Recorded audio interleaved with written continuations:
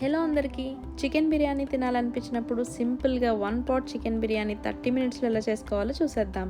ప్యాన్లో 2 table spoons నెయ్యి వేసుకుని బిర్యానీ మసాలాలు, కరివేపాకు, జీడిపప్పు వేసి లైట్గా ఫ్రై అయ్యాక 2 పొడవుగా కట్ చేసిన ఉల్లిపాయలు వేసి బ్రౌన్ కలర్ వచ్చే వరకు చూసుకుని టొమాటో ముక్కలు వేసి మూత పెట్టి మగ్గించుకోవాలి.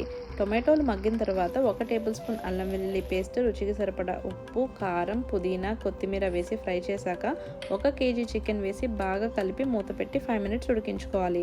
చికెన్లోంచి వాటర్ వస్తుందన్నప్పుడు 1 టేబుల్ స్పూన్ బిర్యానీ మసాలా కూడా వేసి బాగా కలిపి 1 గ్లాస్ బియ్యానికి 2 గ్లాసులు నీళ్ళు వేసుకుని కుక్కర్ లిడ్ క్లోజ్ చేసి లో ఫ్లేమ్లో 10 మినిట్స్, హై ఫ్లేమ్లో 2 విజిల్స్ వచ్చే వరకు ఉంచి ప్రెషర్ అంతా పోయిన తర్వాత లిడ్ ఓపెన్ చేసుకుని సర్వ్ చేసుకుంటే super and tasty chicken biryani ready అయిపోతుంది. నచ్చితే మీరు కూడా ఒకసారి ట్రై చేయండి. Thank you for watching. If you like, please subscribe my channel.